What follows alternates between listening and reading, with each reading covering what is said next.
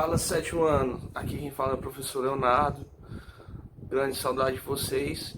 E hoje, galerinha, a gente vai retomar nossas aulas com uma temática sobre a crise do período feudal.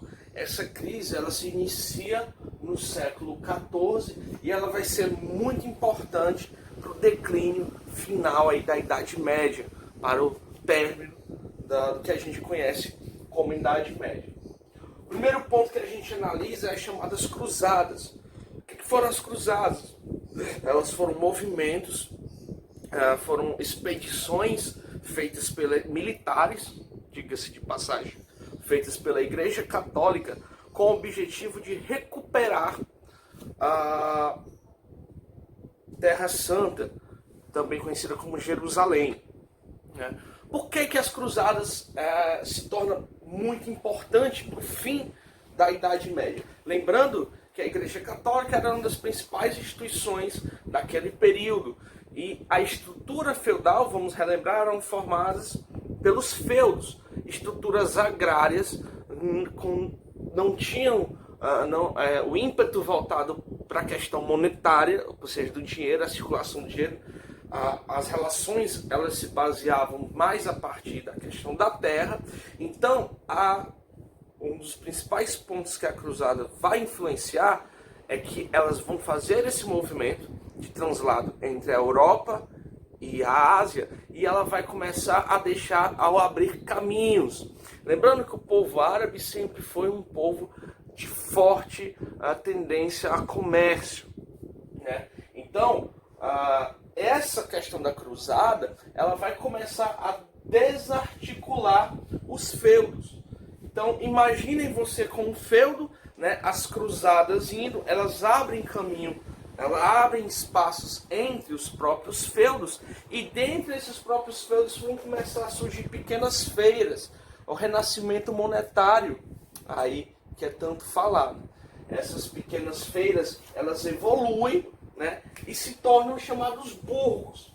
O que são os burgos? São pequenos lugares fortificados, né, onde aconteciam várias aglomerações de feiras, vários tipos de feiras. Quem vive no burgo, ele é conhecido como, isso mesmo, acertou, burguês.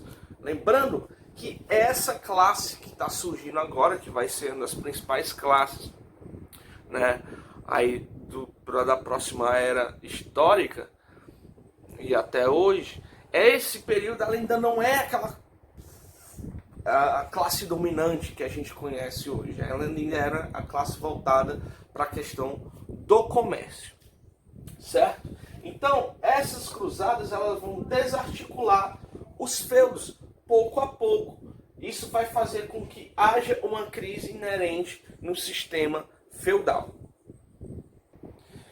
É importante salientar que com o advento dos burgos, né, houve um aumento muito grande de migração entre a servidão. Lembra que tinha o senhor feudal, tinha o servo, tinha o vassalo. O servo era aquele que servia ao senhor.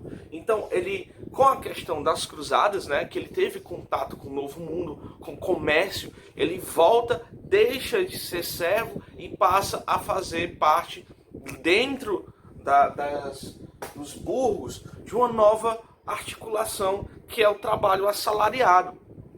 Lembrando que dentro dos burgos também era feito vários tipos de produtos artesanalmente. Isso fez com que houvesse a necessidade desses artesãos se juntarem, né, e criarem as chamadas corporações de ofício, que vão ser muito importantes aí para o renascimento das cidades, né, mais na frente. Na página 211 a gente pode ver como é que funcionava a estrutura, né, dessas corporações de ofício. A gente tinha um mestre, era aquele que podia ter sua oficina, né? O companheiro, o meu oficial, nessa condição, aprendiz, já sabia uma remuneração, ele era um pós-aprendiz. E por último a gente tinha o aprendiz, desde menino aprendendo a profissão, submetido a regras rígidas do proprietário da oficina em que estava empregado. Mais na frente também vai haver a questão da criação das guildas. As guildas eram associações de comerciantes e artesãos que viviam no mesmo burgo. Já as confrarias eram associações de artesãos organizadas por entidades religiosas. Ou seja, quanto mais a gente percebe, está havendo uma deteriorização daquele mundo agrário. Tá?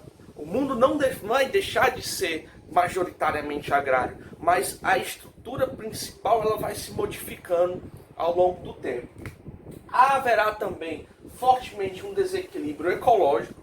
Esse desequilíbrio ecológico ele se dá por anos e anos a fio de maltrato na terra. Isso vai desgastando cada vez mais o solo e dificultando mais a presença desses indivíduos somente nessa questão do mundo agrário. Outro ponto muito importante, galerinha, da crise do sistema feudal é a chamada peste negra. Né? Em tempos de coronavírus é muito importante a gente lembrar de como é importante a gente se cuidar e a gente evitar esses tipos de pandemias, né? E epidemias por aí. A peste negra, ou chamada peste bubônica, ela dizimou nada mais, nada menos que 1/3 da população europeia.